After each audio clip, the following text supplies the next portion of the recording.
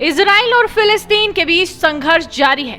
फिलिस्तीन के इस्लामिक चरमपंथी संगठन हमास इजराइल की राजधानी के शहरों को निशाना बनाते हुए रॉकेट दाग रहे हैं। वहीं इजराइल की ओर से भी जवाबी कार्रवाई की जा रही है। इस संघर्ष में अभी तक 60 से ज्यादा लोगों की मौत हो चुकी है। इजराइल के राष्ट्रपति बेंजामिन नेतन्याहू ने कहा कि हमास और दूसरे छोटे इस्लामिक संगठन अपनी आक्रामकता की भारी कीमत चुकाएंगे। लेकिन आज आपको जानना चाहिए कि 54 साल पहले जब 8 देश इजराइल के खिलाफ हो गए थे, उस वक्त इजराइल दुनिया के सामने एक मजबूत देश के तौर पर उभरा था और उसने महज 6 दिन के अंदर ही 8 देशों को मात दे दी थी। तो आइए जानते हैं कि कैसे इजराइल ने इस युद्ध को जीता था।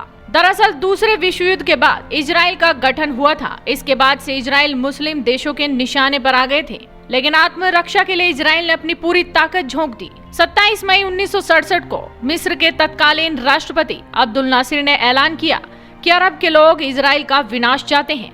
इसके बाद मई के आखिर में मिस्र और जॉर्डन में समझौता हुआ कि अगर इजराइल ने किसी एक देश पर हमला किया तो दूसरा उसका साथ देगा।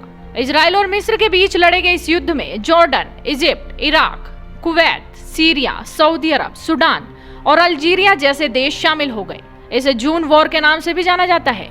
इजराइल पर हमला करने के लिए जॉर्डन में सभी देशों ने अपना आर्मी बेस कैंप बना लिया। ये देश 6 जून को इजराइल पर हमला करने वाले थे, लेकिन इससे पहले ही 5 जून को इजराइल ने मिस्र के करीब 400 फाइटर जेट्स जमीन पर ही उड़ा दिए। इससे दुश्मन देश घबरा गए थे और जंग सिर्फ 6 ही दिन में खत्म हो गई थी। इजराइल को ये पता था कि अगर उसे इस युद्ध को जीतना है तो उसे पहले हमला करना होगा।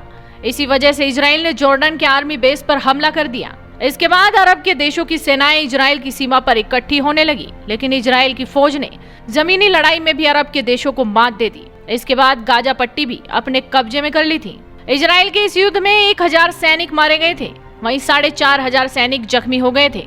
लेकिन इस युद्ध में अरब को ज्यादा नुकसान पहुंचा।